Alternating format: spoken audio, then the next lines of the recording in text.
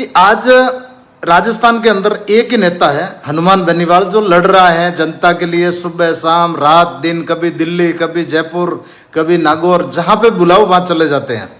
और उनके खिलाफ आजकल कुछ मतलब ये कहूँगा, जैसे बात करणी सेना के भी करूँगा, और जो टटपूंजी है जो गुजरात में बैठे है वो सफ़ेद दाढ़ी वाला, जो अपने आप को ऐसे शॉर्ट टी शर्ट पहन के सड़ा बुड्ढा वो बकवास कर रहा है कि 8 तारीख को हम नागौर में ये करेंगे वो करेंगे, ये सब बात भी कर लेंगे।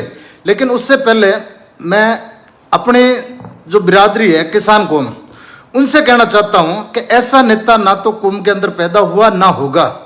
ये मौका है, इसको गवा मत देना। हनुमान जी ने तो पिछले 20-25 साल से खूब संघर्ष किया आपके लिए, लेकिन ये पहला मौका, एक ऐसा मौका है जिसको राजनीति से हटकर देखा जाए, एक तीर से कई सारे निशान होंगे।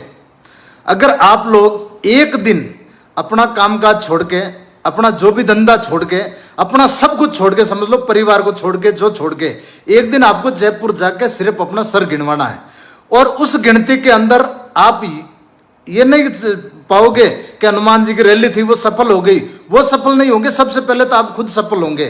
जिस कौम के अंदर पैदा हुए उस कौम का दायित्व निभाओगे, क्योंकि उस कौम के अंदर लड़ने वाला सिर्फ एक बंदा है, बाकी सारे काटने वाले हैं। आज हनुमान जी की जितनी तारीफ की जाए, तारीफ को भाई जो काम करते हैं उनको तारीफ नहीं, गालियां मिलती हैं। सबसे पहले तो हमारे ही लोग, मैं कहता हूं कि सबसे पहले मुसलमानों की एक बात की मैं बहुत अच्छी तारीफ करूंगा कि उनके अंदर एक सिस्टम चलता है जकात। जो इनके ये रमजान चलता है, रमजान के अंदर हर मुसलमान जकात के पैसे देता है अपने मस्जिदों में, मदरसों में।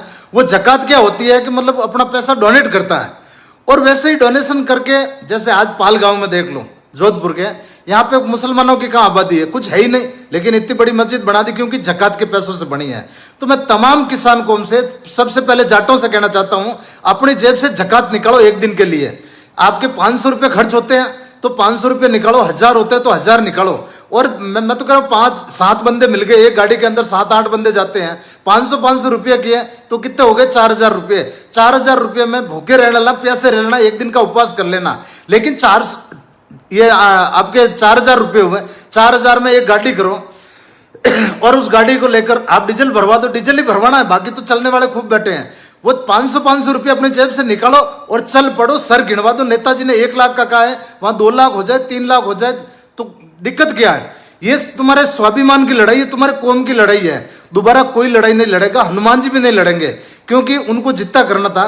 हनुमान जी ने एक सिर्फ इतिहास की बात कही थी, जो अपन 3री 5वीं से शुरू हो जाती पढ़ाई, और उसके अंदर जोधाबाई, हरकूबाई, ये औरंगजेब, अकबर, फलाना ढीकड़ा, ब्याह शादियां, मतलब नेताजी ने एक सिर्फ दवाई की बूंद डाली थी, बहुत सारे कीड़े निकल गए, बहुत सारे कीड़े निकल गए। तो आप भी जैसे मुसलमान जकात के पैसे निकालते वैसे निकालो। अगर मैं तो कह रहा हूं 50 आदमी हो गए, 500 रुपये से 25,000 होते हैं, 25,000 में बस किराया कर लो। ये मत सोचो कि मेरे को संपत ने नहीं कही, मेरे को फलाने ने नहीं कही, उसने नहीं कही। भाई ये किसी का काम नहीं है, ये हर आदमी का काम है।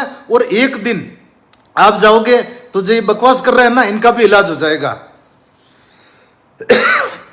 आप लोगों को सबसे पहले बताऊं, करणी सेना की बात कर रहा हूं। करणी सेना किसने बनाई थी?